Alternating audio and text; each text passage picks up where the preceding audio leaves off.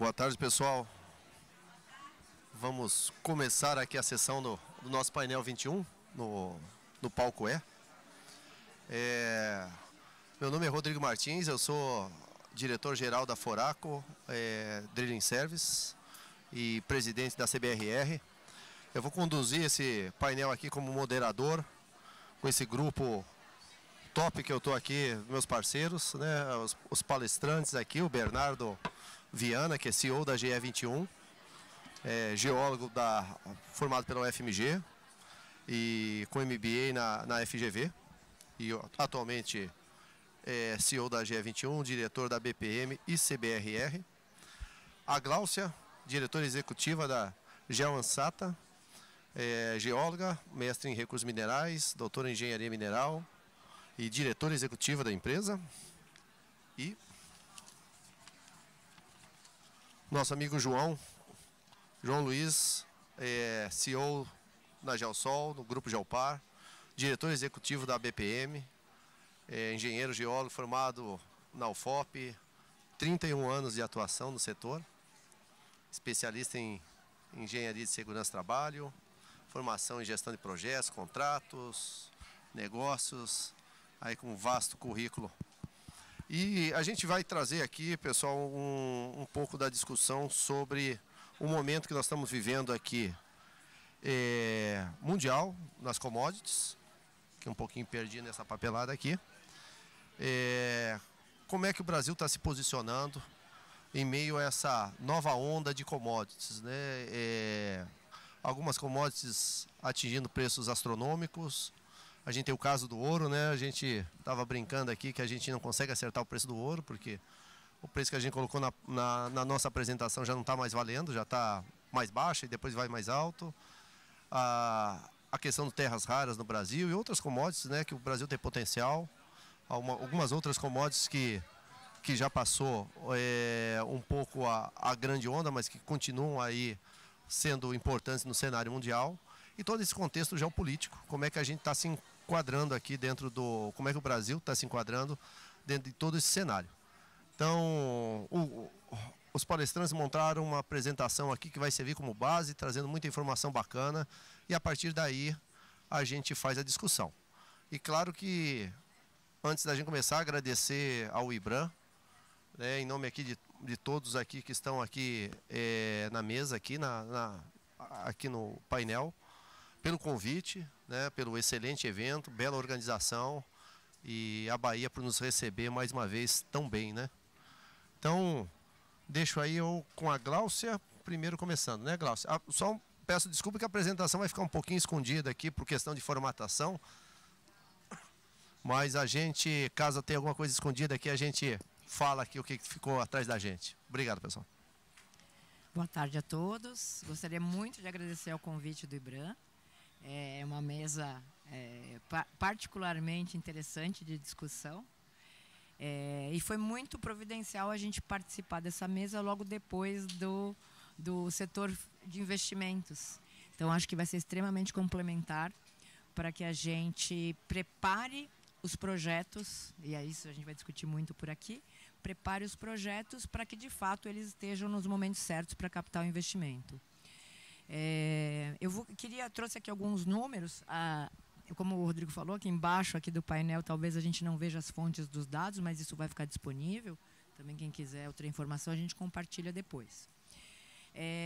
Para a gente chegar e conseguir quantificar o universo da mineração brasileira, né? Antigamente a gente tinha promovido pelo DNPM os anuários minerais brasileiros das commodities. Hoje em dia a gente tem alguns grandes levantamentos que o IBRAM consolida do ANM e tudo mais. Esse aqui foi um levantamento que eu fiz semana passada. O pessoal do Jazida me ajudou a preparar isso. Então a gente tem cerca de 40 mil titulares de processos ativos, né? E como que se distribui? Cerca de 15 mil concessões de lavras, 21 mil licenciamentos, 3.200 lavra garimpeira, registro de extração, muitas áreas de disponibilidade e muitas que a gente sabe também estão prontas aí para voltar para o mercado novamente também. Se a gente for fazer um extrato ali de títulos de metais preciosos, a gente chega de mais 5 mil titulares.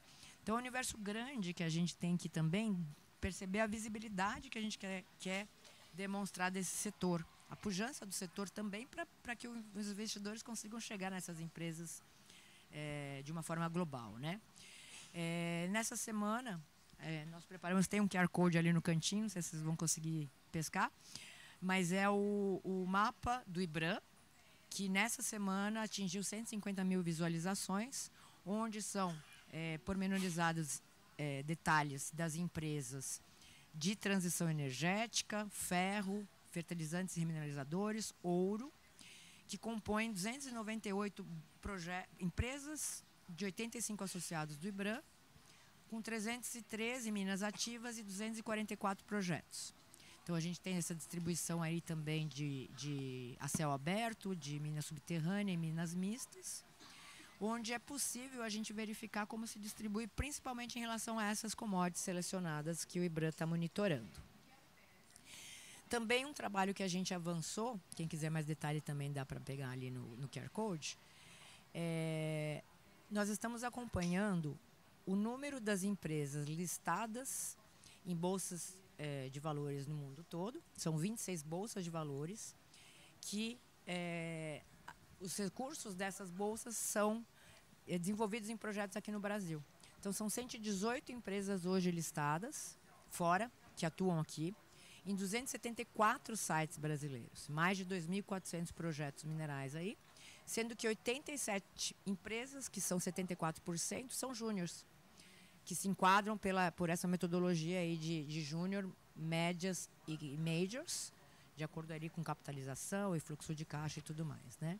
Então, a gente, inclusive hoje de manhã, a gente no mini curso que teve aqui, eu mostrei a evolução desses dados, e em 2000, isso é uma surpresa até para mim, viu, porque eu tinha esquecido desse valor, mas em 2021 eram 55 empresas. Então, em 2024 a gente já está com 118, e isso a gente pode desdobrar em uma série de questões. Mas a proporcionalidade de 75% se mantém, o que é interessante também, né? Estão vindo os majors também. Então, isso também é bacana. João. Boa tarde a todos, sou João Luiz. Obrigado pelos participantes, pelos presentes aqui. Eu cumprimento o IBRAM, né, pelo esse belo evento, na pessoa do nosso presidente, Raul Jugman, e aos meus colegas de mesa, Rodrigo, Bernardo e a Gláucia, né? Na semana passada, nós tivemos a oportunidade de participar do evento Invest Mining. E hoje, coincidentemente, o painel anterior ao nosso foi a turma da financeira, que realmente nós estamos trazendo e buscando e tentando fazer um diálogo conjunto para que o setor financeiro entenda as oportunidades da mineração. E nada melhor do que falarmos das demandas globais por minerais críticos e o aumento e a variação de valores. Nós temos aqui alguns exemplos para dar um highlight, que é no caso das terras raras, do grafite, do níquel, da oscilação que teve do lítio, do cobre, manganês e cobalto. E temos também de outros bens minerais, que nós vamos... Aqui, Glaucio.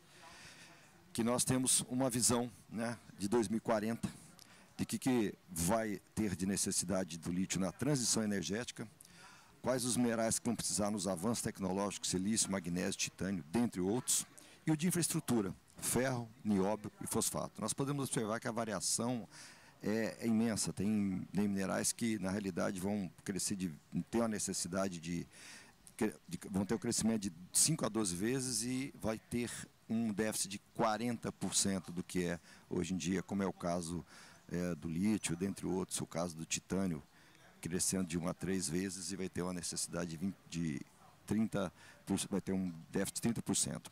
E, obviamente, nada melhor do que mostrar a variação dos preços dos minerais. Alguns descem, outros sobem, isso é natural no setor mineral, assim como ocorre em outros setores agrícolas e por aí vai. E um highlight do lítio, níquel, cobalto, das crescências desses bens minerais e dos terras raras em termos de valores ao longo dos anos, de 15 a 24. E outros minerais, nos casos dos básicos, metais básicos, tiveram alguns um decréscimo e outros um acréscimo de valores. E assim, obviamente, também será da necessidade por eles. Esse gráfico é interessante, que ele dá mostra o que é a transação, o transporte, a logística de rotas comerciais de minerais ao longo do mundo. E nós vemos que onde tem os rosados, os avermelhados, são locais que têm ou distâncias longas, ou problemas geopolíticos, ou problemas de guerra, ou problemas até de escassez. E o Brasil está ali, ele consegue conectar com várias partes, tem uma dimensão territorial imensa e uma grande oportunidade para a exploração dos bens e minerais. E a China e os Estados Unidos, como todos sabem, passam por um momento geopolítico não muito estável e muito menos amigável, né? E cabe aqui destacar, como dissemos hoje, que a apresentação nossa, o ouro, o dia que foi feito, estava a 432, hoje já bateu na casa dos 3.997, mas ele continua crescendo. E nós fizemos um debate entre o grupo e observamos que tem alguns motivos pelos quais o ouro deu essa crescência no valor dele e a busca de necessidade de exploração mineral. Uma, obviamente, que travaram a grana dos russos, mais de 300 bilhões, né? Enfim, e a China querendo combater a moeda americana, comprando ouro a rodo no mundo. Hoje ela é a maior produtora de ouro, mas ela tem uma grande diferença ainda das reservas americanas. Então, existe sim uma oportunidade, mas ao mesmo tempo pode ter uma movimentação. O mercado, ninguém consegue falar o valor do ouro, mas acredita-se que pode chegar até 5 mil dólares onça, já chegou a 4, já passou de 4.300, então nada óbvio de chegar nesse valor, né? E eu passo a palavra aqui para o Bernardo para falar um pouco sobre a exploração e o prazo que elas requerem dentro do setor mineral. Obrigado, João, obrigado a todos, obrigado, Ibram, né? Em direto ao assunto, esse gráfico, né, acho que não é novidade para ninguém aqui, né? Talvez é um pouco de novidade ou assusta um pouco o pessoal que estava antes da gente aqui, que é o pessoal do dinheiro, né? Que quando você enfrenta a realidade do desenvolvimento de um projeto de mineração, né? E a gente vê uma contaminação, não digo contaminação, talvez um viés do discurso desses planos nacionais, sempre focado na parte final da cadeia, né? Que são a menor parte daquelas júniors e majors lá do gráfico da Glaucia, né? Que é o tempo de maturação e desenvolvimento de um projeto de mineração. Ele é longo, né? O prazo para você colocar um projeto de pé no Brasil chega aí a 20 anos, né? Que é um prazo que talvez afasta investimentos, principalmente no início da cadeia, né? Que é onde começa tudo, é na parte de exploração, a parte de pesquisa, né? Onde os projetos são iniciados. Tá? Entre diversos fatores, né, esse estudo mostra alguns dos principais fatores, né? Você está um pouco a falta de clareza e a dificuldade, né, de enfrentamento nas questões de licenciamento ambiental, liberação de área, stakeholders, né? A dificuldade da agência, né, a dificuldade que os titulares enfrentam de uma agência sucateada, vamos dizer assim, enfrentando sérias dificuldades, de critérios diferentes em cada uma dos estados, né? E dentre vários fatores, né, que a gente coloca, além de licenciamento, questões ambientais, a questão da estratégia, as relações trabalhistas, né, que também é complicado. Quem trabalha na indústria, seja de projetos como a GE21, seja alguns clientes tentando desenvolver projeto, a dificuldade de você colocar mão de obra no interior é absurda, é muito grande, né? É difícil você buscar trabalhadores dispostos a trabalhar aí nos rincões do Brasil. E o que não está aí, né, que chama atenção, né, nesse tempo é justamente, de novo, voltando ao que o pessoal estava falando antes, é o dinheiro, né? Sem recursos, né, não adianta você trabalhar com licenciamento, não adianta você avançar nas questões ambientais, ESG, trabalhistas, você precisa de dinheiro, né? E infelizmente são poucos os fundos de investimento, como os que estavam aqui, por exemplo, são as ferramentas de investimento, são poucos os que olham ao início da cadeia, né, que é onde começam os projetos, começa o desenvolvimento dos projetos. Klaus? Obrigada, Bernardo. Até complementando aquele gráfico que você mostrou e também mostrando um pouquinho do avanço, né, desses estudos do tempo, a gente tem se concentrado bastante para discutir como acelerar os projetos.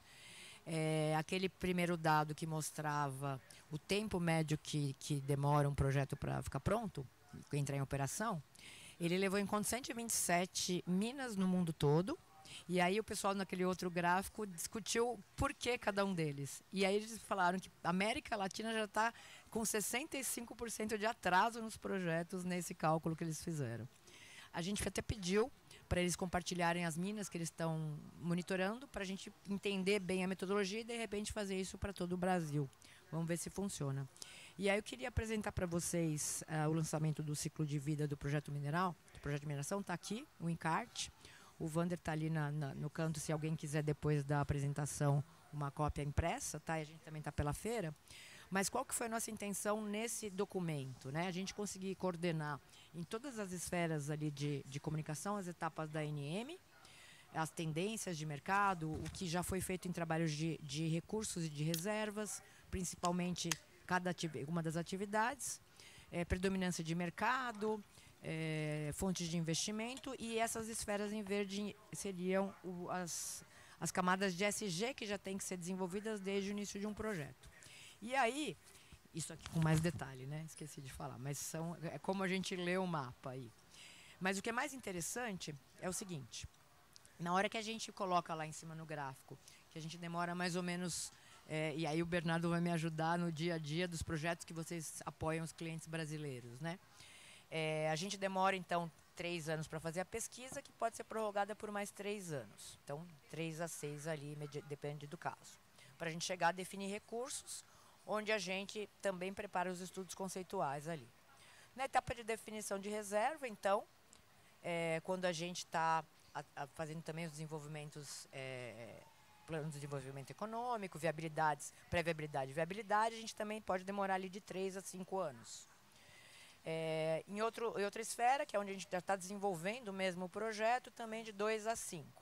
Então, teoricamente, ali a gente pode ter um universo super favorável de 7 anos, ao universo medianamente desfavorável de 16.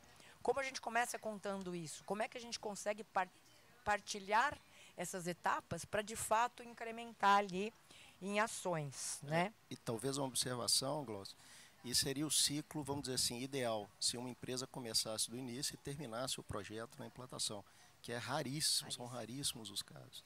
Então, aqueles períodos de 6 anos de desenvolvimento, de maturação, de entendimento do ambiente e desenvolvimento da pesquisa, você dobra, triplica, né? Que o projeto passa de mão em cada uma dessas fases algumas vezes, né? E também acontecem os casos, por exemplo, onde a commodity, né, que é aquele ponto que o João falou mais cedo, o valor da commodity às vezes não viabiliza mais aquele mesmo depósito que eles estavam trabalhando, né? A gente acompanhou, por exemplo, a Horizonte Minerals, né, que aconteceu exatamente isso num momento tão avançado. Você tem a questão interna do projeto, que né, do desenvolvimento da toda a pesquisa mineral, tem a questão do licenciamento, que requer uma agilidade por parte do governo, das agências e das liberações ambientais, e obviamente tem a questão de mercado, que é a flutuação do valor das commodities. Às vezes um projeto ele pode ser viável hoje, no dia que você fez o plano, que você fez o project finance dele. Quando você começa, faz a pesquisa e vai implementar, aí aquele valor do bem mineral que estava a X, está a X menos 1, né? E aí vai. E nesse momento é que tem que se ter, sim, a certeza que o projeto pode ser continuado desde que revisto as condições né, do projeto em si. E também tem as surpresas geológicas, né? Exatamente. Tem mais esse detalhe. E aí eu queria trazer para a gente até discutir aqui, tem mais acho que uma tela só. Gostei muito dessa frase do Mark Knopé, que o futuro, ele falou no evento do CRISCO que a gente teve lá em Perth agora, mundial, falando sobre esse tema, né? Que o futuro da mineração, especialmente em um contexto de transição energética, dependerá da nossa capacidade de acelerar o tempo entre a descoberta e a operação de forma colaborativa e transparente, com ação em sintonia entre investidores, governo, comunidades e minerações. E ele já deu a dica. Então, por exemplo, estudos consorciados aí entre indústria, governo e sociedade, identificar os gargalos, identificar e reconhecer os projetos que não podem ser acelerados. Tem alguns que têm que ter essa discussão com os stakeholders no dia a dia, construção dessas permissões sociais e ambientais com a comunidade local, por exemplo, né? E sim, identificar as oportunidades onde a gente consegue reduzir o tempo, com abordagens diferentes, com muita tecnologia, que hoje em dia a gente percebe. Você pode depois abordar também, né, Rodrigo? dados com mais rigor de estudo, em abordagens diferentes. Então, para a gente agora partir para aí. Gostei muito do que meu estagiário ChatGPTelson fez para nós aqui, né? GPTelson é ótimo, hein? Ele é ótimo. Olha que bonito esse nosso futuro aqui da mineração, muito tecnológica também, né? Então, a gente percebe que essa definição do futuro, e o Brasil está no timing, surfar nessa onda dos minerais de transição energética, a gente tem que estar com esse tempo muito apropriado, acelerado responsavelmente, né? Com governança, confiabilidade, estratégia e tudo mais. E aí agora a gente parte para essas conversas. Glaucio, só fazendo um gancho aqui nessa questão da tecnologia, nós estávamos semana passada lá na Baleia, no Investmine, e foi feita uma provocação sobre a formação de mão de obra para o setor mineral. Globalmente, segundo o estudo do BCG, Boston Consult Group, tem um decréscimo da mão de obra que trabalha no setor mineral. E nós temos que lembrar que esse setor, o mundo como um todo, ele está voltando para a tecnologia. Então, nós do setor mineral temos que fomentar com que a mineração em si, ela realmente decole com inovação, ela decole com a necessidade de trazer pessoas do setor de tecnologia, de desenvolvimento, de IA. Para quê? Para que ela realmente fomente a mão de obra que venha trabalhar no setor mineral. Isso é importantíssimo.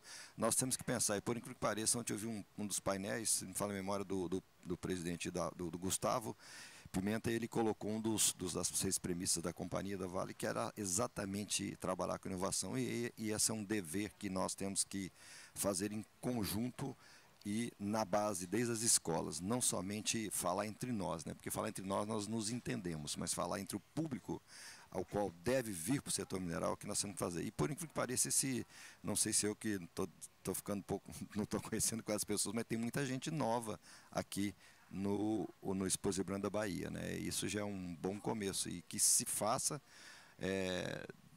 durante todo o período pelas associações, pelos institutos, pelas empresas, pelas universidades, enfim, que tenham essa diretriz, né, dentro do setor mineral. Isso para nós vai ser excelente.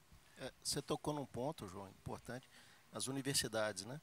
A gente está conseguindo agora começar a conversar com o setor financeiro, né? Os investidores, né? A turma da Faria Lima, Investmine, o trabalho fantástico que o Miguel faz, mas as universidades ainda estão muito distantes do mercado, né? E algumas até refratárias a parcerias com empresas, com o setor produtivo. Não, bacana, pessoal. Então, para a gente continuar a nossa conversa aqui, desculpa, com esse monte de informação aí que vocês trouxeram, esse cenário constante mudança, né?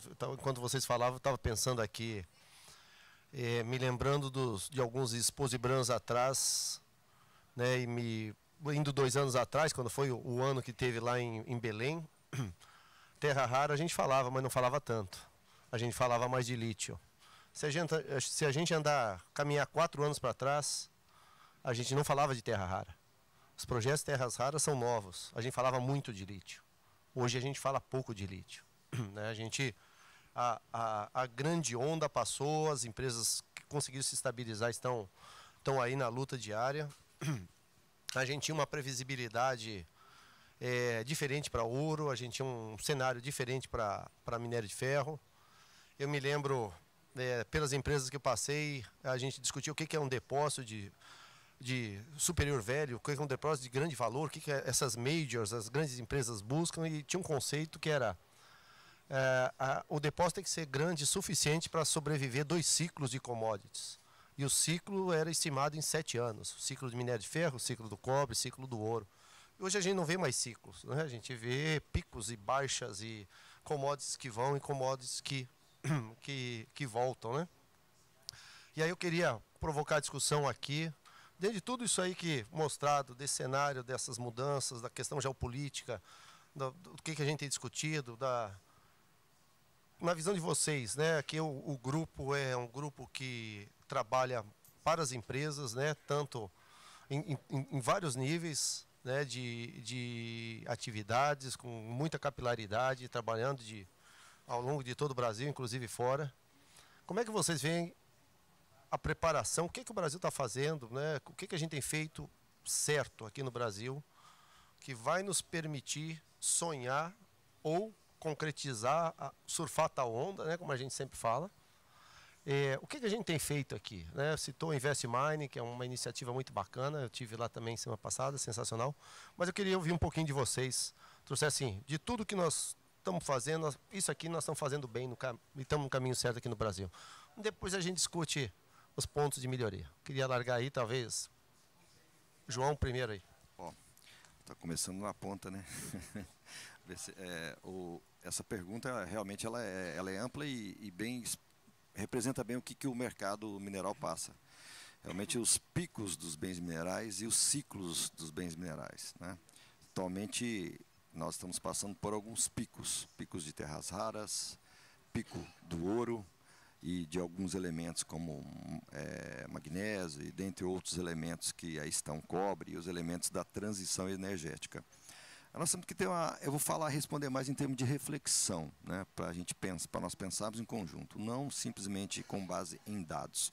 Os dados estão aí para serem entendidos, interpretados e, obviamente, para se fazer uma reflexão. Que em momento de crise os analistas desaparecem e vêm os comentaristas. Nós não somos nenhum nem outro, nós vamos fazer uma reflexão, somos reflexivos. Se nós pegarmos atualmente a transição energética, ela existe, ela está aí, mas a velocidade com que a mídia entende que ela vai ocorrer assim do dia para a noite, isso não tem como ser assim. Primeiro, que não tem minerais o suficiente. Segundo, que não tem infraestrutura para a transição energética como se requerem, né, como o mercado requer. E terceiro, que ainda existe uma transição de energia, sim, da energia que nós temos para uma energia limpa. O Brasil ele é um país que tem uma energia limpa. Mas se nós observarmos, eu tive há uns 20 dias atrás, num evento no CIEM, Seminário Internacional de Energia Nuclear, existem projetos de construção de 441 usinas nucleares no mundo. E o níquel, o urânio dentro de 20 anos vai ter uma escassez de pelo menos 40% do que se produz de urânio hoje. Então tem os elementos, terras raras, os da transição energética e tem também a energia que é a partir da fonte de urânio, que no passado, quando tiveram alguns problemas, assim, dizimaram a energia oriunda do urânio. E hoje tem funcionando 461 usinas nucleares no mundo. Imagine, vão construir mais 440, quer dizer, vão chegar a 900 usinas. E o Brasil, recentemente, ele passou por um projeto-lei, né, que é o 14.514, se não me falo a memória, que exatamente ele trata da exploração de urânio no Brasil, podendo ser feito através de parceria público-privada. Espero que isso de fato aconteça, espero que o Brasil possa fazer. A pesquisa, a produção, não a concentração e muito menos a industrialização. Industrialização e concentração não, né? Seriam essas etapas. Isso já é um outro, vamos dizer assim, é uma outra oportunidade que se tem no Brasil. Então, quando a gente fala, Rodrigo, dessa transição, dessa necessidade, temos que considerar sim os metais, temos que considerar sim os terras raras, as commodities de alto valor agregado, como é o ouro, que está, no caso, em tela por uma questão econômica, e também a que vai gerar energia de uma forma mais rápida, como são as usinas nucleares. Infelizmente, no Brasil, nós não sou defensor, não sou fomentador de usina de energia a partir de fonte nuclear, mas é uma realidade a qual nós temos que fazer uma reflexão e um entendimento sobre esta geração de energia no mundo como um todo, né? E o Brasil está muito atrás. E é uma energia que, se for pensar, ela é um alto potencial de geração com, vamos dizer assim, pouquíssimo volume de mineral concentrado, né? Eu acho que seria essa consideração, viu, Rodrigo, para essa reflexão. Bacana. Cláudia. Vou complementar por outro lado, depois você arredonda aí, hein, Bernardo? Que é o seguinte, eu entendo, eu gosto muito daquele gráfico que você mostrou ali da geopolítica, né? Eu acredito muitíssimo nisso. Nós estamos numa posição extremamente favorável de termos jazidas interessantes, de estar numa posição ali estratégica, com poucos conflitos, né, relativamente a esses outros contextos, e também da atratividade de, exceto a bipolaridade de Estados Unidos e China, os outros países estão nos buscando como fornecedores de matéria-prima. Né? Então, eu tenho visto, por exemplo, recentemente, a gente está numa parceria com o pessoal do Consulado Britânico, o Maurício está por aí, onde a gente deve fazer um evento agora em dezembro para as empresas de conteúdo britânico, elas poderem, tudo bem, os fornecedores poderem oferecer serviços aqui, mas principalmente as empresas brasileiras poderem ser supridores de matérias-primas para a União Europeia como um todo. Então, e aí, como é que a gente garante que a gente consegue suprir internacionalmente com bons projetos aqui no Brasil? Aí eu vou puxar a sardinha para o meu lado, né? Que é para o nosso lado todo, claro. Né? Prestador de serviço, para o nosso lado, claro, do sim, Brasil. para o nosso lado todo. Então, que é esse exemplo do que a gente discutiu agora há pouco, né? Como é que a gente pega cada um desses pedaços e consegue fazer trabalhos de qualidade com maior aceleração, e também de visibilidade, né? A gente até falou pela BPM, né, João? A gente consegue ali mapear pelo mapa do IBRAM uma série de empresas, a gente consegue, das empresas listadas, super fácil, a gente monitora em tempo real. E o que está abaixo do radar? Né? Aí por isso que eu quis mostrar naquele primeiro slide o número de titulares do Brasil. Ah, tá bom, vamos tirar agregados, rocha ornamental, material para cerâmica. Mas tem um grande número de empresas que às vezes não acessam aquele capital do pessoal da Faria Lima da semana passada. Então, como é que a gente consegue ter essa interação de informação com consultoria, com fornecimento de serviços de alta qualidade nesse Brasilzão todo? Né? Eu acho que é isso que a gente tem que fazer, desenvolver enquanto sociedade bons projetos que sigam as boas práticas de recursos e reservas, que a gente falou agora mais cedo no grupo da CBRR, e dar visibilidade disso para esse potencial investidor mundial e nacional também. Bacana. Tentando arredondar a bola, como você disse, Cláudio, vou puxar um pouco para esse lado da CBRR, né? Vou citar o exemplo do trabalho que a gente tentou fazer, né, com a NM, né? Bom, muita gente aqui participou, buscando a padronização dos relatórios, né? A padronização do formato de apresentação dos relatórios, a assinatura de um PQR brasileiro, para aprovações tácitas, né? Eu acho que a gente precisa entender, né, os investidores, os donos dos projetos iniciais, né, ele precisa sempre ter a preocupação de dar conforto ao investidor, né? O investidor tem que estar confortável, né? E a forma mais clara de você, a mais fácil de você dar conforto é com transparência, materialidade e competência, não é isso? Então, o Brasil, pelo menos a turma da CBRR, né, apoiada pelo IBRAM, a DINB e a BPM, a gente tem buscado essa padronização, né? A CBRR está bem melhor do que ela nasceu há 10 anos atrás, né? Então, se a gente conseguir, né, que o país comece a entender, né, e os investidores começam a identificar padrões para análise de projetos, de leitura, de entendimento de o que é bom, o que é ruim, esse cabe para mim, esse não cabe para mim, né? Como é o 4301, como é o JOR, como é os outros, né? Eu acho que é um bom caminho. Mas para isso a gente precisa que principalmente o governo, o serviço público, né, a ANM, esse pessoal, aceite essa padronização e entenda isso como um ganho, né, um avanço. Tá? Não é perda de, como a gente escutou na ANM, vou perder poder, vou perder relevância no meio, exatamente, não é nada disso. Né? A questão é somar, encurtar e facilitar a vida para a pessoa, né? Para quem precisa ter essa vida mais facilitada e conforto, que é, de novo, o pessoal que estava falando aqui. Né? Se esse pessoal tiver conforto e começar a entender mais o que é mineração, como eles estão fazendo, eles estão buscando isso, né? Eu acho que vai começar a turma vai começar a voltar a investir no início do ciclo. Volto a colocar isso aqui no painel, né? Que é o que a gente precisa caminhar. Esse ciclo do lítio, né, a gente viu isso e a gente vai ver isso no Terra Saras também. A gente está iniciando projetos no pico, né? como é que ele vai ser daqui a 3, 4, 5 anos? Né? Vai continuar, vai crescer e os projetos vão terminar? Então, a gente precisa ter políticas públicas e formas de fomento e apoio que são além dos mandatos, né? Que vão além dos mandatos parlamentares, senador e tudo mais, e pensa mais como política pública de país, né? De desenvolvimento. Bacana. Acabou que a gente misturou um pouco o positivo e o não muito positivo, né? O que a gente está... O que a gente tem feito, o setor tem feito.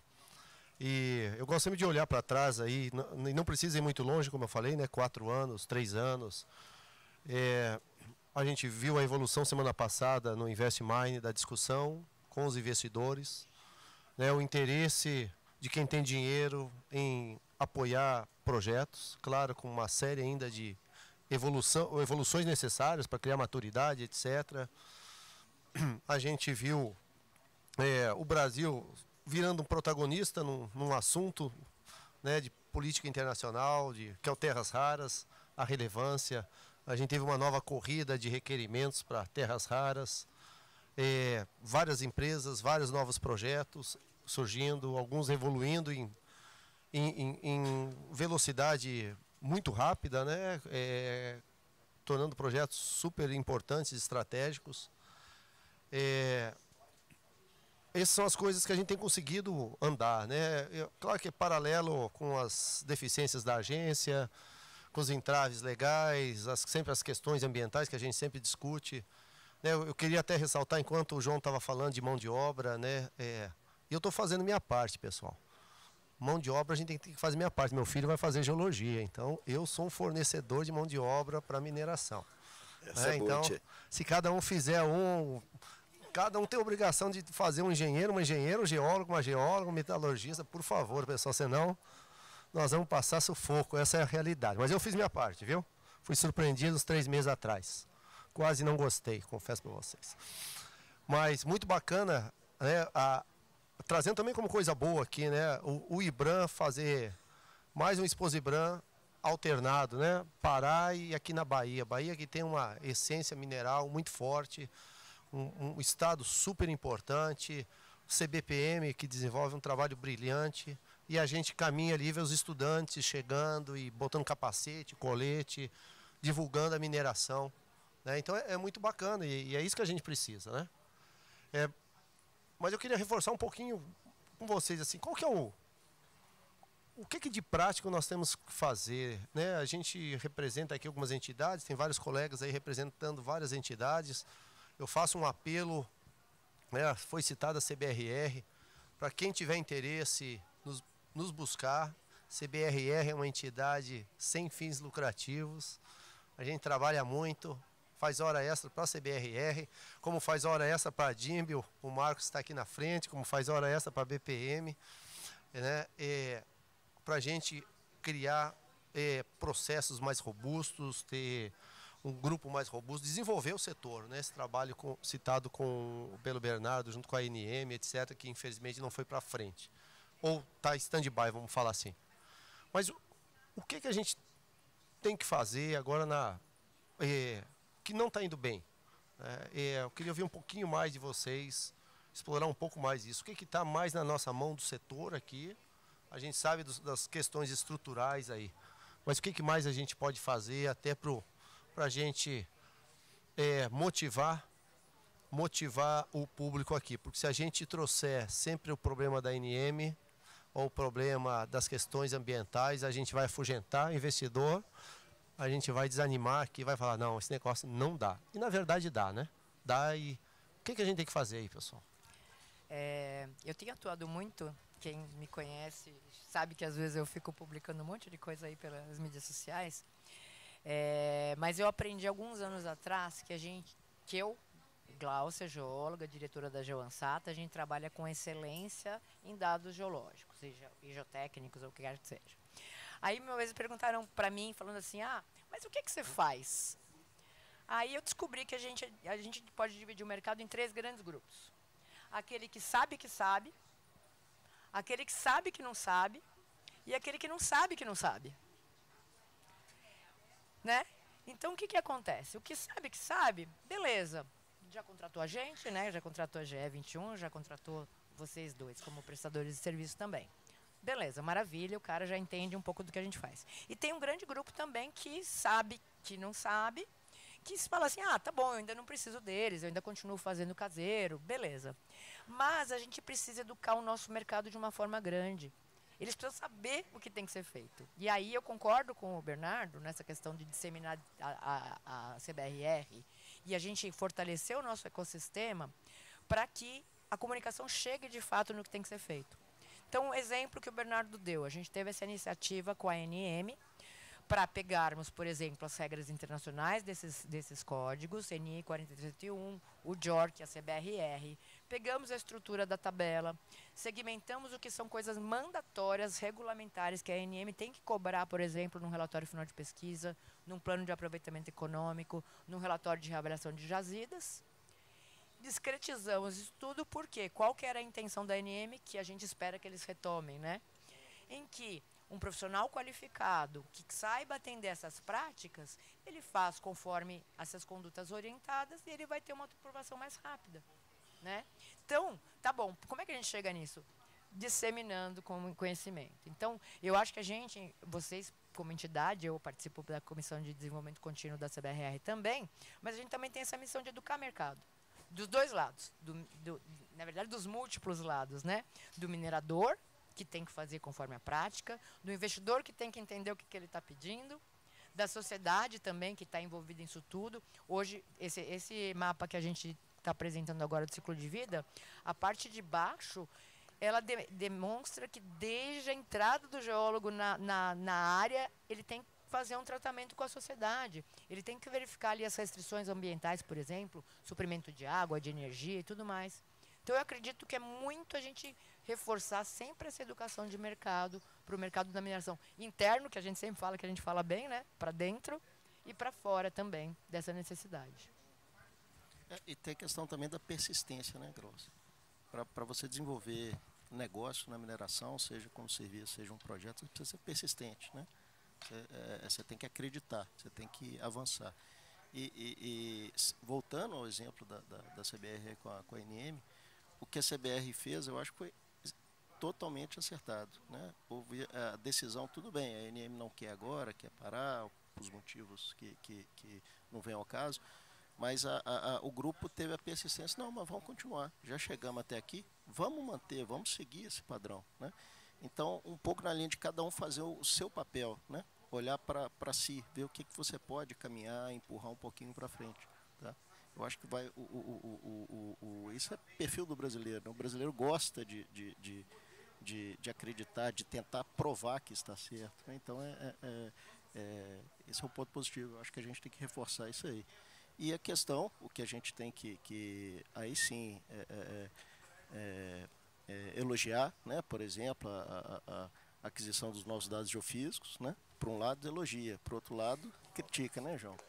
Aprovei, tá aí, mas cadê o dinheiro? Não tem ainda, né? Então o que adianta contratar, né? Eu acho que o Brasil precisa começar a terminar o que começa, né? Seguir o ciclo completo dos processos que estão fazendo. Ô Rodrigo, bom, você tem um filho na mineração, eu tenho um filho que ele não é geólogo, nem engenheiro de mina, mas fez engenharia de produção e entrou no setor mineral e gostou. Mas teve a educação do café da manhã. Nós tomávamos café da manhã e ele batia papo, conversava. E o outro foi para o financeiro e o outro na área de TI. E aí ele começou a se interessar pelo setor mineral. E chegou um belo dia, eu cheguei na empresa, peguei uns livros meus da minha sala, levei e falei, bom, botei numa caixinha, tipo americano que tem para casa, dei para ele, falou, ó, tá aqui, eu sei que você não gosta muito de ler papel, mas pode perguntar. E aqui estão algumas referências onde você pode conseguir no e-book, né? Isso é interessante. Mas respondendo a sua pergunta, existe o que podemos fazer. Quando nós falamos o que podemos fazer, nós temos o que podemos fazer, né? O governo tem que fazer. O que as entidades associativas também têm que fazer e o que o setor privado, as empresas também têm que fazer. Nós temos os papéis conjugados, não simplesmente um papel. O governo tem que realmente, Bernardo, você colocou muito bem, terminar no mínimo o que começou. É preferível fazer pouca propaganda e entregar muitos resultados. Então, contratou-se os dados do geofísico, mas, pelo que consta, não terá recurso. A agência, pelo que nós constatamos, né, nem os presentes aqui estão, está sem recurso por uma questão de contingência, não só a ANM, como outras agências. Então, é necessário que ela pegue pelo menos o valor que ela tem lá, os 7%, que ela deveria usar na agência. É lei, né, Bernardo? Bem lembrado. E aplicar na agência. No entanto, não usa zero. Né? Se for ver o caixa lá, enfim, está vazio. Mas isso não é nosso papel. Nosso papel é colocar o que deve ser feito. E o governo tem outras questões também. A questão regulatória, a questão tributária. Começar um projeto de mineração é um capex pesado. Investir em exploração mineral é pesado. As empresas que fazem isso estão correndo um grande risco, contratando pessoas, desenvolvendo áreas, podendo trazer uma cadeia toda depois do projeto mineral implementado, seja ela de logística, seja ela de transformação, seja ela de industrial, enfim.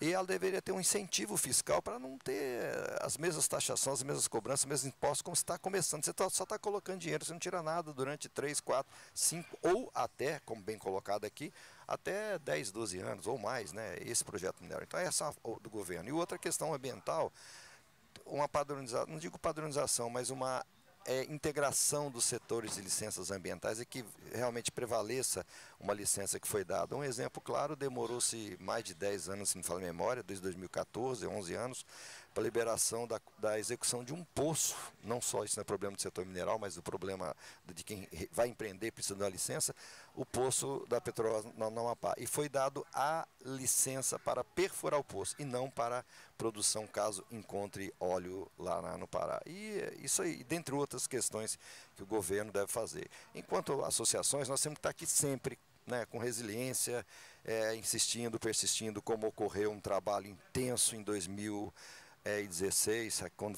teve a criação da agência, a MP 789-9091, o Marcos André está aqui. O Marcos André, eu digo que ele não está em uma associação, ele está na ponta direita, na ponta esquerda e de centroavante. Né? A DIMB, a BPM e CBRR. E esse trabalho foi feito, aí juntou-se as entidades, juntou a IBRAM, juntou a BPM, até a BIMAC entrou na situação e veio entender o que é o setor mineral e gostou do setor mineral, entendo que a BIMAC participa disso, e a ABROchas, enfim. Então as entidades têm que estar sempre integradas, unidas, imbuídas em apresentar e colocar para o governo. Não é o que uma empresa A, B, C ou D que requer, é o que o setor como um todo requer. E as associações, entidades fazem isso de boa forma. E óbvio que a iniciativa privada também, né, tem o seu papel, né, capacitação, treinamento, desenvolvimento, mas ela também necessita de incentivo para que se faça. E atrair o capital para o setor é uma obrigação também da iniciativa privada. E nós temos que fazer com que a sociedade queira a mineração e que a sociedade e as comunidades sejam amigas da mineração, que elas precisem, que elas entendam. Não haverá equidade na humanidade se nós não tivermos um desenvolvimento mineral realizado em conjunto com as localidades às quais nós, mineradores, nós que fazemos a pesquisa e exploração mineral, estejamos presentes. Isso é necessário, isso é uma obrigação das empresas. E por incrível que pareça, os primeiros eventos no primeiro e segundo dia, os presidentes das empresas que aqui estiveram, a própria IBRAM, falaram muito nesse sentido. E realmente é uma necessidade e nós, empresários, temos que fazer com que isso aconteça, seja através de formação, capacitação, desenvolvimento da comunidade local. Isso é importantíssimo. As pessoas querem a inclusão, elas querem sentir, poxa, eu quero que realmente dê certo esse projeto mineral. Eu gostaria que essa exploração, essa sondagem, essa geofísica, essa pesquisa aqui que está sendo feita, que se transforme na mineradora. E o importante que a mineração legal já faz, né? Nós não estamos falando de atividades ilegais, atividades legais. As mineradoras, elas preservam o meio ambiente. Elas são responsáveis por grande parte de preservação das reservas de florestas, de rios, de nascentes, e aí vai. O quiçá ainda recuperam. Então tem a questão também com a sociedade, com as localidades, com o meio ambiente, e essa é a nossa obrigação para que o ser humano e a população entenda e queira, de fato, ser parte do setor mineral. Nós temos esse papel. Vamos falar para fora dos nossos muros. Não adianta nós falarmos nos nossos muros. Nas nossas casas nós entendemos. Agora, para fora dele é que a mineração tem que falar. E nós tivemos alguns eventos que já passaram, já ocorreram. Vamos perder essa timidez e vamos deixar claro. A mineração, ela realmente ela é top. A mineração, ela faz, ela acontece. E tudo que nós temos na vida, nós temos mineração. E eu teve uma fala do Carvalhal, ele foi bem intenso, o presidente da CBPM falou, claro, chega a ser uma hipocrisia alguém vir falar mal de mineração e andar com isso aqui o dia inteiro na mão. Então, mais de 110 elementos contidos num celular, na comunicação, na nossa vida, aqui onde nós estamos sentados, aqui, o que não tiver mineração é porque ainda não trouxeram aqui para o palco. Porque o que tiver alguma etapa da mineração, com certeza, alguma coisa, algum objeto que esteja aqui, algum pertence, ele passou pelo setor mineral. Inclusive até o plástico que aqui está, né, sai lá do sal, quem diria, né, quem imagina que viesse, né, do sal. Mas seria isso aí, tia. Governo, entidades, associações e o que realmente nós precisamos fazer enquanto iniciativa privada. Obrigado, tia. Só fazer uma menção, João, você falou das entidades, né? Esse ano eu participei a primeira vez do fórum, né, das entidades, foi segunda-feira, né? Nunca tinha participado. Eventos como esse, né? A evolução do que a Exposebram virou, né? A quantidade de reuniões, a quantidade de temas interessantes são discutidos, né? Fora desse ambiente aqui, fora lá da feira, onde tem shopping, aliás, tem shopping artesanal na G21, para quem quiser. É interessante, é legal, eu gostei muito de participar, né? Onde você vê entidades fora da mineração, que eu sei, pelo menos eu imaginaria que estava distante. Né? E aí vai entidades da sociedade que participam. Exatamente, sentado lá com o presidente Raul, discutindo a mineração, discutindo uma forma de fomentar e caminhar com essa mineração, mas inclusive tinha 2 deputados, né? Mas mesmo assim, né, mesmo internamente nessas entidades, né, eu ainda senti um pouco de desconhecimento do que é a mineração, o que ela traz, o que é necessário, né, e como ela se desenvolve. Nós temos que aprender a falar melhor dos nossos benefícios, porque os malefícios da mineração todo mundo vê, né? Os nossos benefícios não necessariamente as pessoas veem. Foi interessante a fala até da representante da Vabrum, lá de Brumadinho, na segunda-feira, na abertura, ela teve a oportunidade de ter a palavra, e ela disse, claro, com tudo que aconteceu, nós entendemos, nós sentimos pelos nossos entes, mas nós necessitamos da mineração para a nossa sobrevivência. Ela disse isso em público, então nós temos que melhorar a nossa comunicação, né, para deixar que os nossos benefícios sejam realmente plantados e cultivados, e não a outra parte que a mineração já apanha demais, principalmente da mídia, né, seja ela televisiva, ou auditiva, ou leitura, enfim, a mídia bate muito na gente, né? Mas a culpa é nossa, né? A culpa é nossa. Nós temos que nos defender. Deixa eu só pegar um gancho aí, a gente está falando de notícia, mídia, né? E o Brasil tem estado na mídia, até mídia internacional, quando a gente fala das negociações aí, né? Terras raras que interessam tanta gente, que a gente tem muito, né? O que a gente está descobrindo que tem muito, né? E talvez a gente esteja, talvez não, a gente ainda está tentando entender o que a gente tem, essa é a verdade, né? Como é que vocês veem que todo esse processo, hoje nessa commodity, que é, né, os terras raras, 3, 4 anos atrás era o lítio, a gente já tem o minério de ferro como um mineral estratégico no país, temos carências em outros, né, minerais, mas como é que vocês veem vamos falar assim, esse momento do Brasil estar nos holofotes pela estabilidade política, independente de tudo, a gente tem um país estável, independente dos problemas, o mapa que o João mostrou, nós temos uma geolocalização bacana. Na visão de vocês, como é que vocês veem que todo esse movimento mundial pode ajudar a gente aqui? Isso pode ser um catalisador para a gente resolver alguns problemas, mesmo que ao mesmo tempo a gente veja uma ANM fragilizada novamente, né? Mas, inclusive, a gente liga a TV aí, fala, não, as terras raras, né? O presidente está lá, com o ministro, não sei o quê. Como é que vocês veem essa possibilidade? Existe ou não? Eu acho que sim, Rodrigo, existe, né?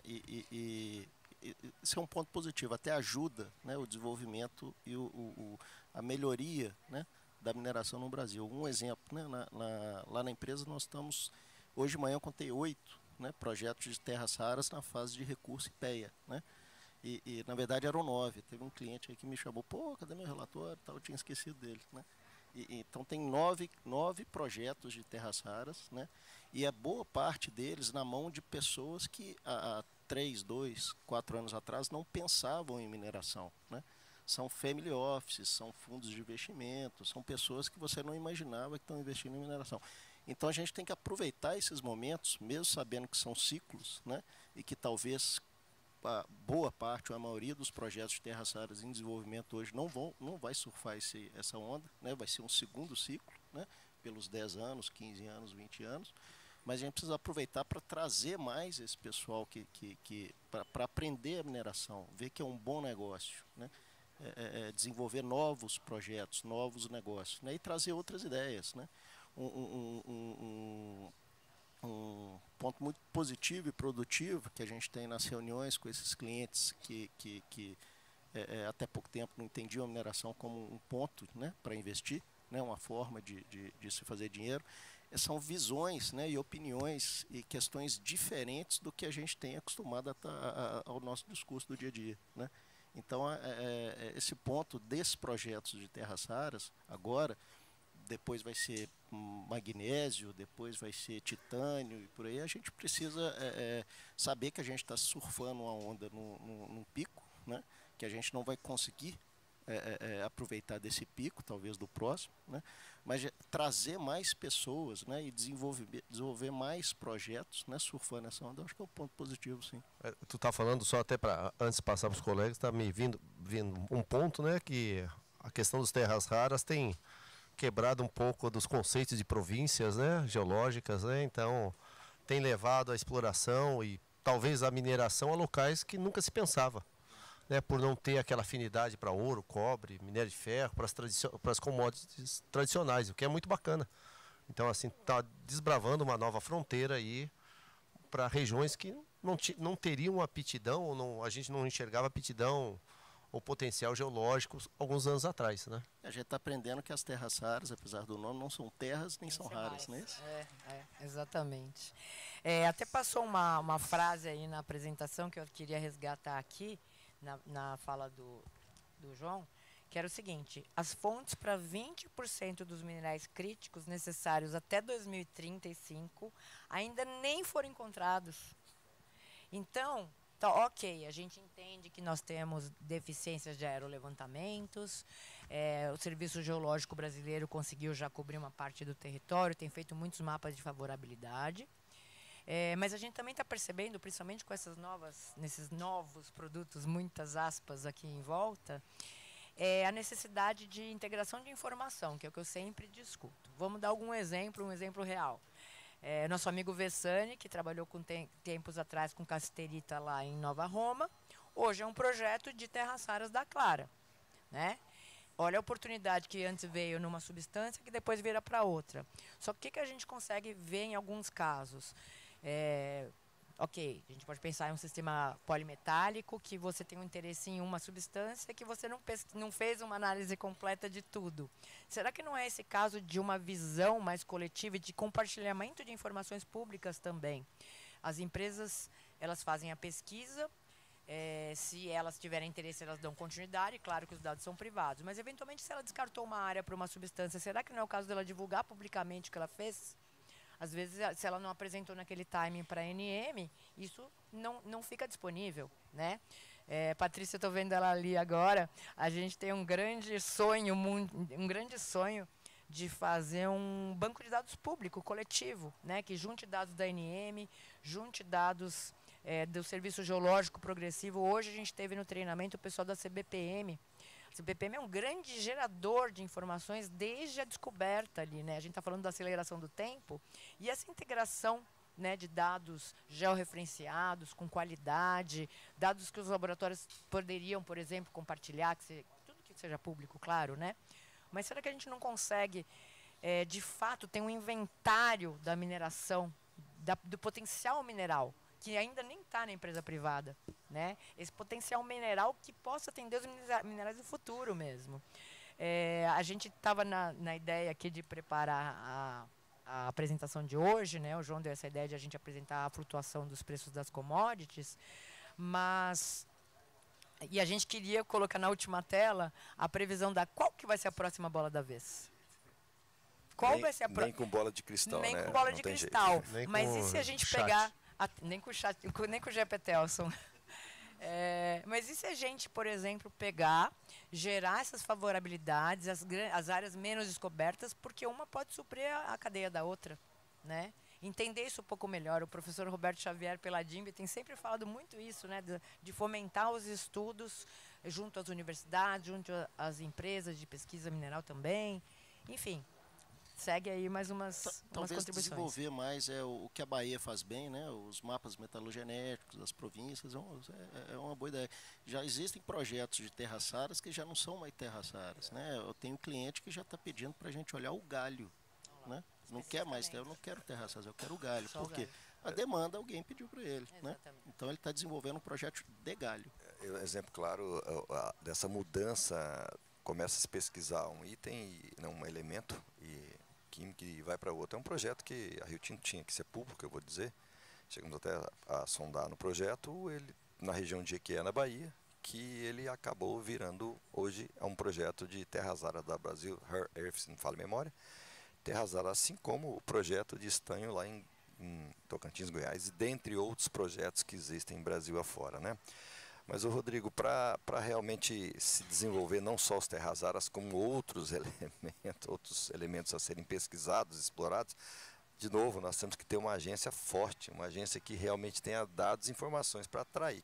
A tabela periódica tem 130, 127, 132 elementos, por aí.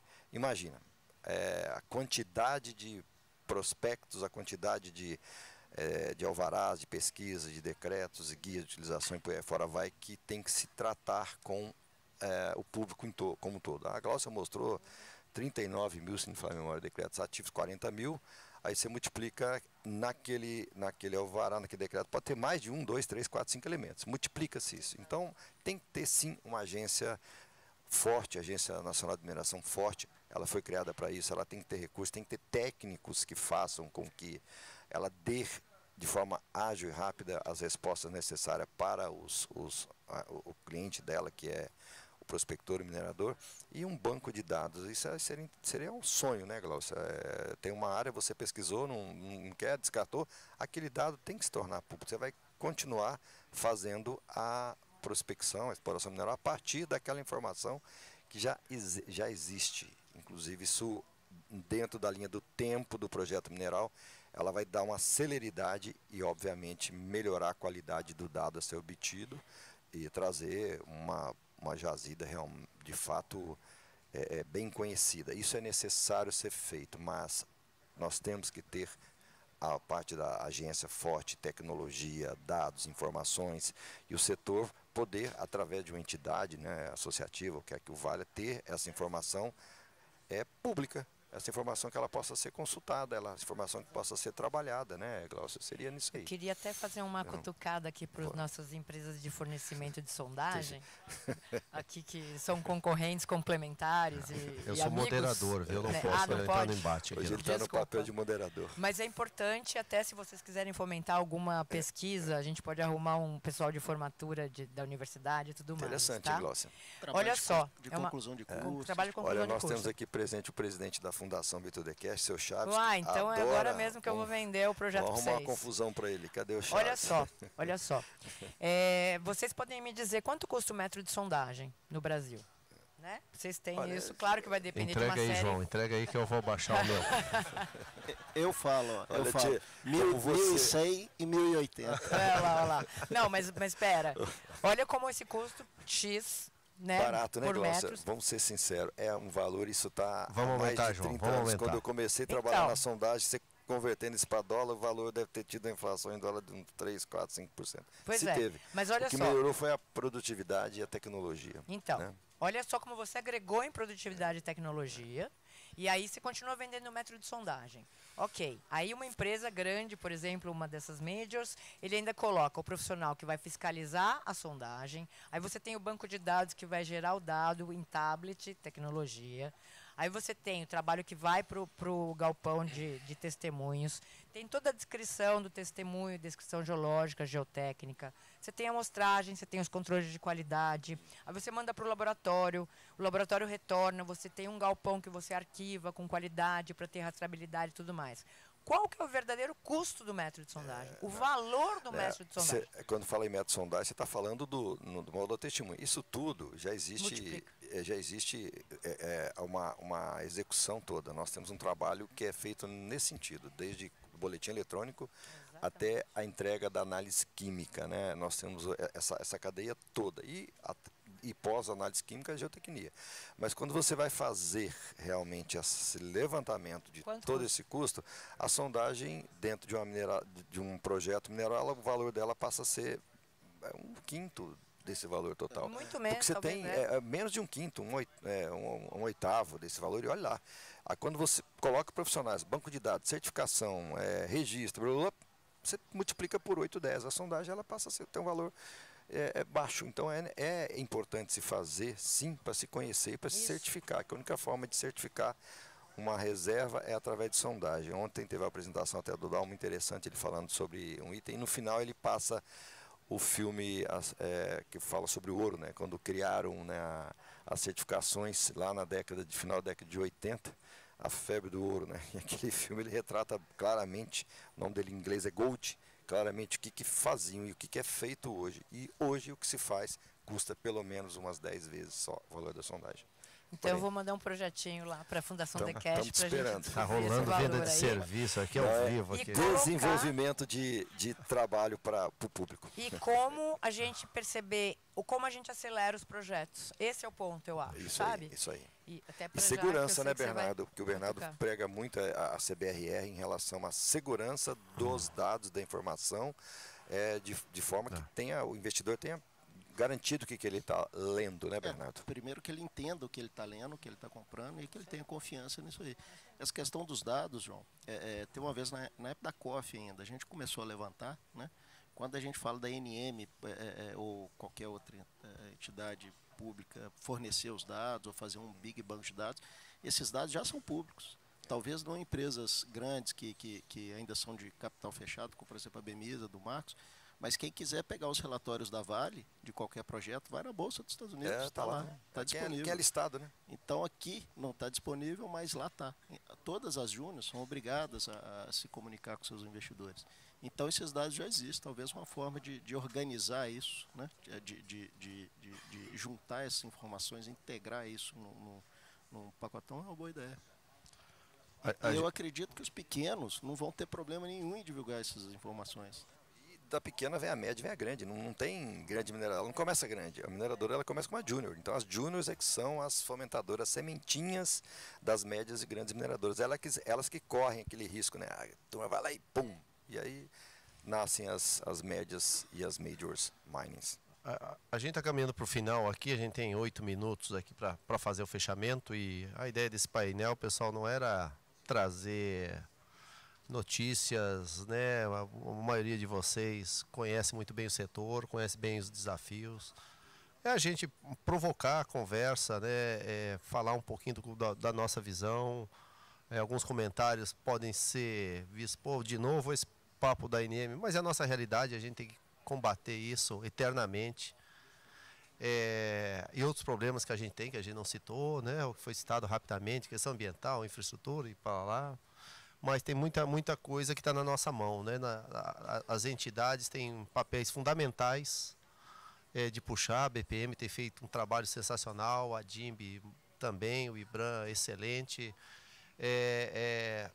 Volto a falar, boa parte desse trabalho é voluntária, CBRR. Então a gente convoca quem tiver interesse de participar. A sementinha a mais, uma força a mais para fazer a diferença no setor. Eu queria aqui, só para fechar, nos últimos 5 minutos aqui, uma palavra de vocês, né? Assim, como é que vocês... Começa pelo B, né? Começar pelo... vamos aqui na ordem alfabética aqui. Próximo passo, o que está mais perto da gente alcançar aqui, né? A gente está mais perto de alcançar perder a onda ou pegar a onda, na visão de vocês, né? Eu acho que passa mais, a questão não é perder e ganhar a onda, conseguir aproveitar a onda, dar um passo à frente, né? Aproveitar essa onda, aproveitar esse boom, esse interesse, né? De pessoas, empresas e fundos que estão começando a enxergar a mineração como um bom negócio, né? Se o discurso tiver que ser transição energética, que seja, né? Não tem problema, né? É só surfar, é só aproveitar essa onda e dar um passo para frente. Eu acho que é isso que a gente precisa focar. Vamos dividir em pedacinhos. Você quer surfar a onda como? Você quer pegar uma prancha, longboard? Você quer fazer um bodyboarding ou ir de jacaré? Jacarezão, eu acho que já não dá tempo de pegar, Né? Só pegar não prancha. raspa na areia no final, né? Então, Passando aí. então, já que é isso, vamos lá. Vamos dividir por pedaço. Mas assim, eu não tenho dúvidas que a gente vai pegar essa onda. Não tenho nenhuma dúvida. A questão é o quanto a gente vai aproveitar. Está se discutindo muito essa questão de, ok, terras raras, se fala tanto terras raras, mas será que a gente só vai extrair ou a gente vai processar, beneficiar, refinar? Né? A gente vai gerar uma cadeia de valor maior? Será que não é o caso de a gente pensar, esse exemplo que eu dei do consulado britânico, né, do governo britânico buscando as empresas de conteúdo britânico para suprir, a gente supria deles, né? Então, será que não é o caso da gente desenvolver melhor a cadeia? A CBMM, né, teve feito isso com o nióbio lindamente. A gente viu semana passada no Invest in Mine, né? Então, desde a década de 70. Desde a década de 70. Então, mas é que tá. Estamos hoje quando mesmo? Década de 2025? 2050 está aí. Eles abriram o escritório na China, salvo engano, na década de 70.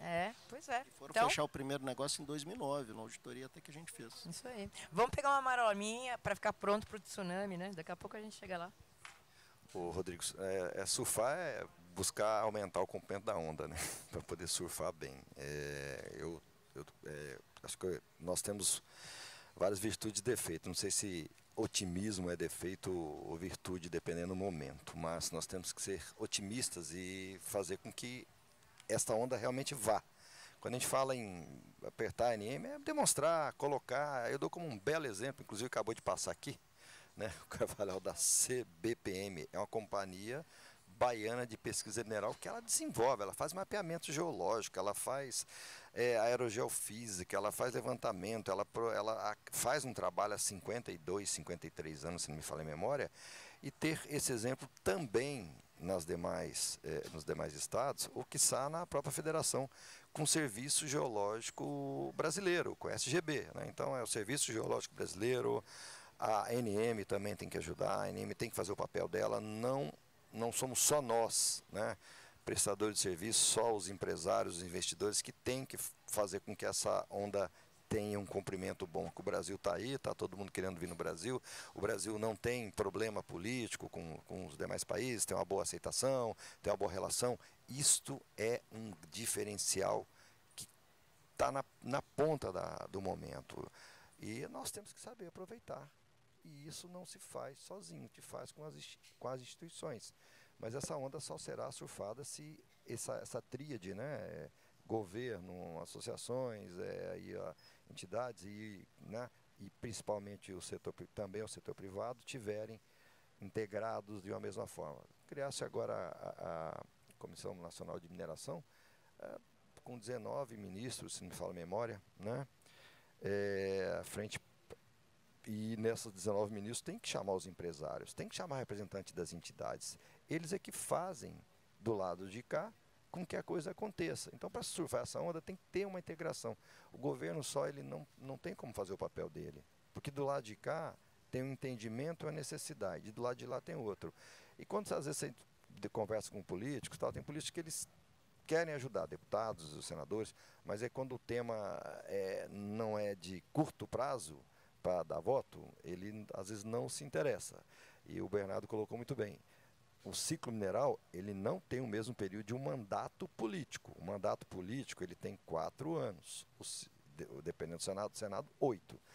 E um ciclo mineral pode variar de 5, 10, 15 até mais tempo. Então nós temos que ter essa conjugação.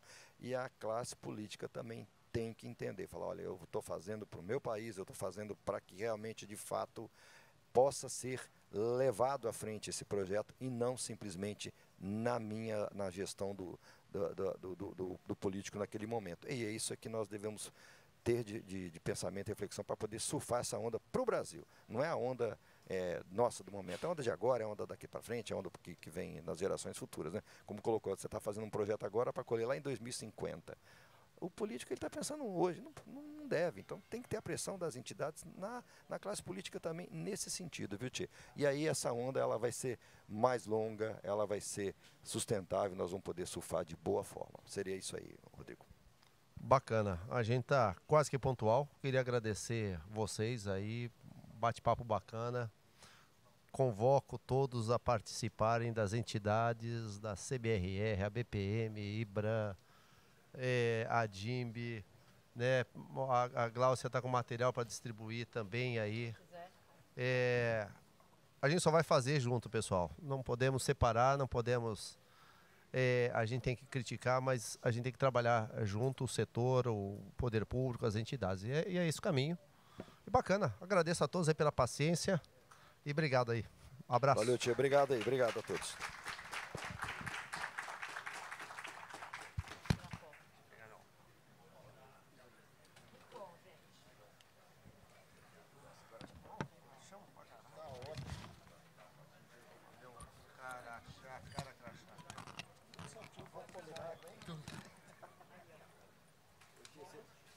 Você, bendito ao fruto. Você. Ficou amarelinha.